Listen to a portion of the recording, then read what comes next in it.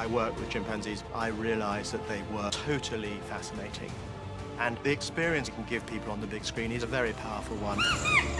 Chimpanzees have such an enormous potential for the cinema because of the fantastic narrative they offer.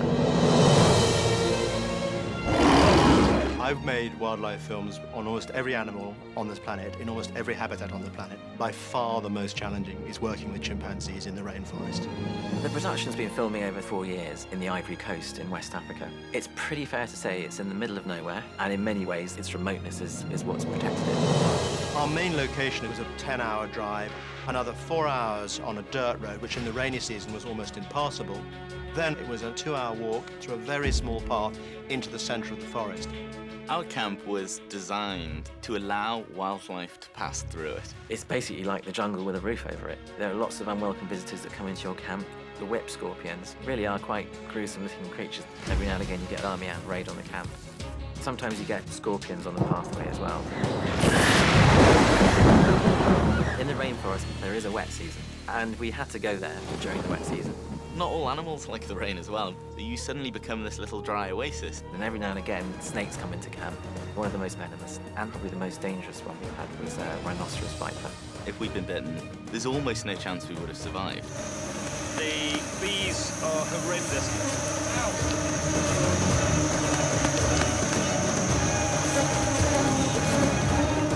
It's got intolerable. I'm gonna leave it. We're out of here. I don't know. The rainforest itself is not an easy place to work. The most important thing we did was to choose the best wildlife cameraman in the world. Martin Kolbeck is absolutely the top of his game. The quality of images that he got out of that forest are frankly startling. This was the most challenging project I've ever done. The canopy is very closed. The vegetation is very thick at ground level. I was always trying to find this little tiny window through the vegetation. There must be easier ways to make a living, but they're not as much fun. Bill Wallowa is very fast in the forest, and he understands chimpanzees. The biggest challenge in capturing chimps is to actually move faster than the chimps, predict where they're going to come through, and to keep a safe distance. They're in a life and death situation. That's very important for the action sequences. It's pandemonium, those intergroup encounters, and they're really quite frightening because you've got these enormous animals running all around you, screaming, and you don't know what's going on.